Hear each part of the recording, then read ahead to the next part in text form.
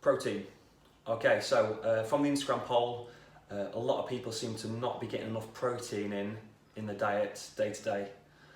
I'm going to run through all the sort of protein products I've got at home, which I eat on a day-to-day basis, and how I get my sort of up to 200 grams of protein in a day. Obviously, everyone's got different amounts that they need.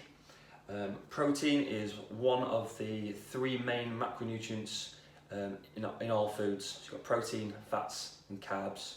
Okay, protein's there for muscle repair, muscle recovery, maintaining muscle.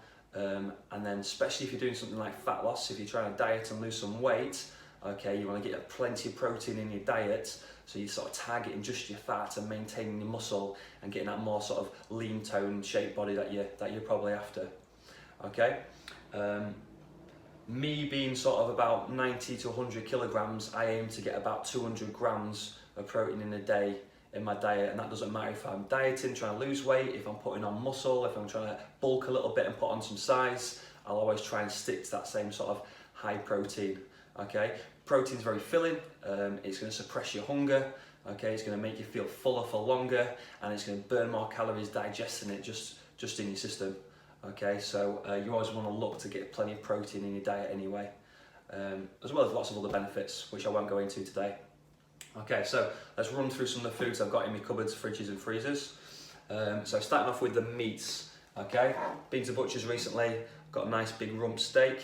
I generally trim all the fat off and try and keep it as lean as possible. You can obviously go for leaner cuts as well if you want. I weigh everything raw, so if I'm tracking my protein, I'll weigh it raw before I stick it on the grill. So rump steak, nice red meat there, very high in protein. I've also done some pre-made, always doing meal prepping, barbecue chicken. So nice, chicken's very high in protein, very lean, not a lot of fat on some chicken breasts unless you're going more into your dark meats, into your thighs and things. But I'll do a nice, do like four breasts, fry them off, add a bit of barbecue sauce on there. If you're tracking your calories, I'll track the sauce, I'll weigh out the sauce as well, and try and stick to a lower sugar, leaner, lighter option for your sauces. I've always got me frozen chicken in the freezer. I normally bag it up in these little packs of two, stick them in the freezer, pull them out whenever I want to. Bit of frozen steak in there as well, some more meat. Here's a chili I made. It's a 5% lean mince beef.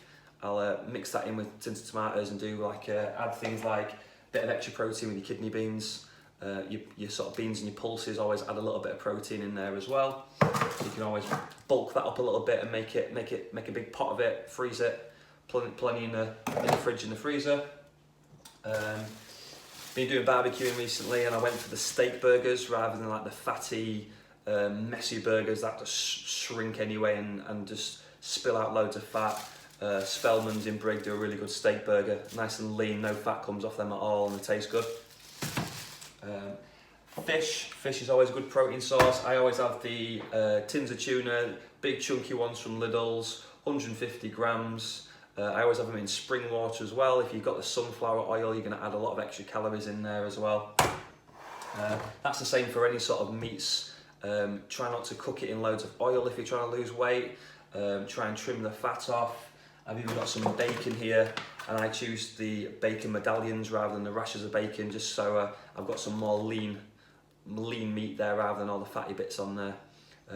Other meats which I haven't got today is I go for the lean turkey mince. You can get like 2% turkey mince, 2% fat, lean minced porks as well. Any sort of lean options, or I do tend to trim the fat off.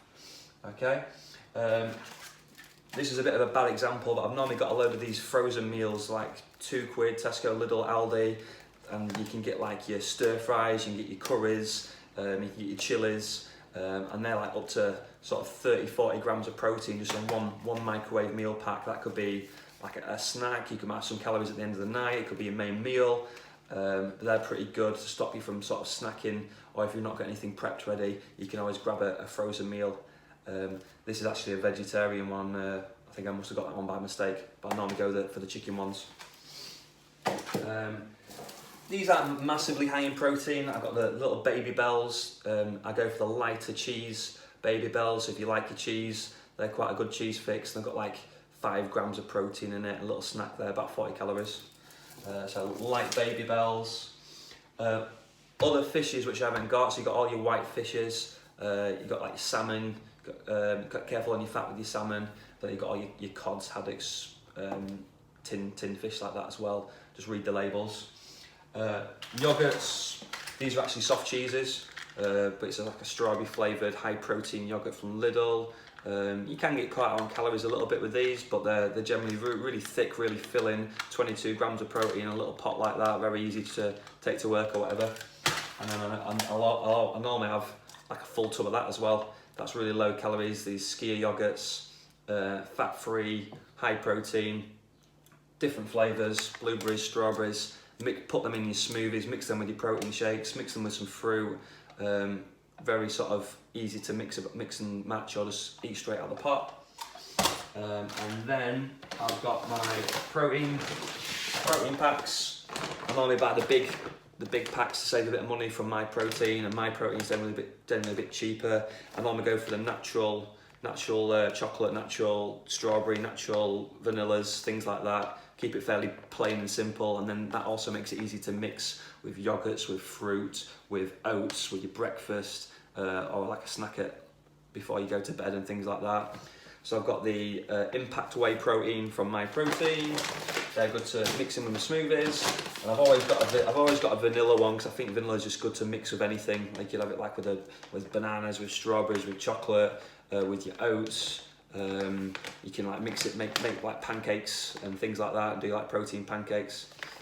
And whey protein is very convenient, very easy. You can mix it with water, but I normally mix it with almond milk, just give it a bit of thickness, a bit more flavour. Mix it in a shaker, good to go. Like I say, I'll blend it up in a smoothie, which you probably see me doing as well. So that's just what I've normally got in my cupboards, normally got in my fridge and my freezer, and that's protein. Okay, like I say, I normally try and base every meal around a protein source. So like today, it's nearly dinner time. Here's my protein. Here's my main thing on my plate, and I'm gonna maybe do a little bit of rice, a little bit of salad on the side. Okay, that'll be the same with the chili. A little bit of rice, a little bit of carbs in there. Normally I have about 50 grams of carbs if it's like pasta or rice or like a tortilla wrap or something like that. And then same with chicken, bit of rice, bit of pasta, do it in a wrap, have it with a salad, have it with some veg. Normally bulk out any meal with like any sort of bulky salad or any sort of vegetables like peas, carrots, broccoli, things like that. Okay, hopefully that's helped you with protein a little bit. Gives a shout if you need help with anything else. Get that protein in.